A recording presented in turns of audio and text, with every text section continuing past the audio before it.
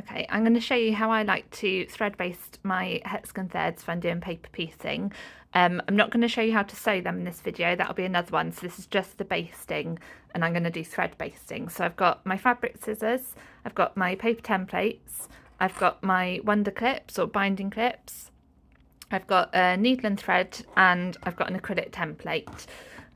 So once you've chosen the motif that you want to do, and I've chosen this beautiful flower, and I wanted the stem of the flower to be coming out right from that centre point, so that when I join them they'll look like they're radiating out from the centre.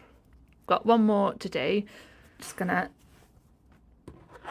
place my template on top and align that point of the template on top of the fabric where I know that I want to baste it, and then I just obviously this has already got the seam allowance added to it, so you don't have to worry about adding anything on, and then you can just go around and cut it out.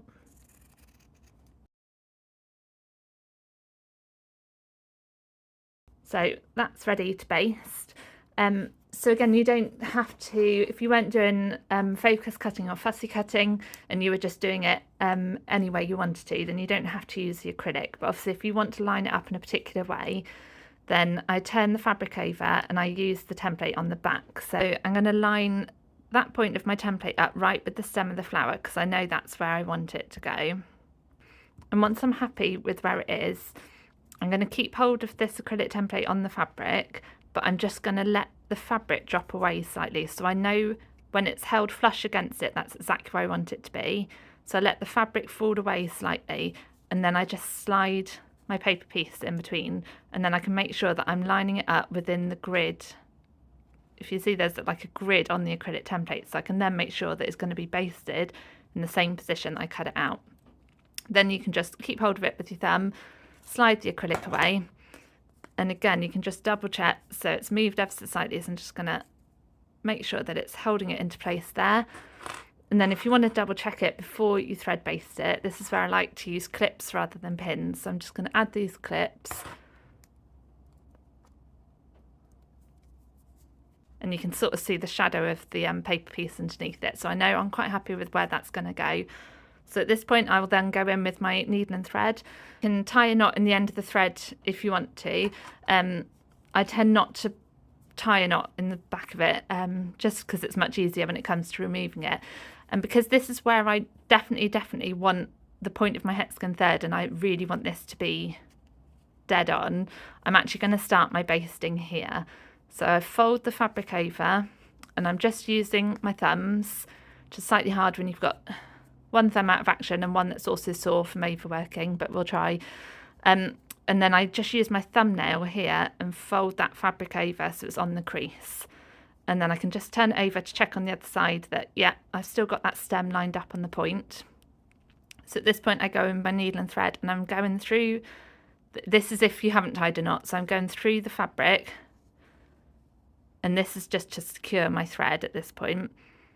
So you can see I've left a little bit of a tail there, and now I'm going to baste through both the paper and the fabric. So I'm going to go back about 1/4 of an inch, and you can see it's come through to the front, and then I'm going to do a small stitch which is probably less than 1/4 of an inch. If I just get that into focus, that's less than 1/4 of an inch, and that's because I like to have really small basting stitches so that when it is all basted you're not distracted by any of the big stitches. You can sort of look at it as a whole and not be distracted by anything. So I've secured my thread by going through the fabric. I've then taken the stitch all the way through the paper piece to the front, and now I'm bringing it back through to the back, and that's now held that into place.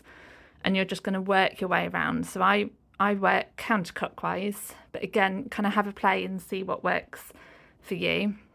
And you can just gradually remove these as you go. So when I get to the next edge, I then use my thumb and just finger press, but using your thumb. So thumb press it, and that's just to make sure the fabric's really crisp along that edge of the template. Use your nail and bend the fabric over so you've got that crisp point. If I can get that into focus, you've got that really crisp point there and the crisp fold. And then you take the stitch all the way through, and I've gone through the paper piece and the fabric and come out the other side, and I've done a small stitch about 1/4 of an inch to come back up. So you can see it's got a really small stitch there and there. It's basically just to hold the pieces into place until they're all sewn. And then you just keep working your way around. So I've gone through and come out the other side. And now I'm just going to keep working my way around till I get back to where I started. So I'm just removing the clips, using my thumb, doing the crisp fold, taking the needle through the fold, through the paper piece, coming out on the front, and then doing a small stitch. So I tend to go back a little bit just so it holds that fold into place. And then there's one more.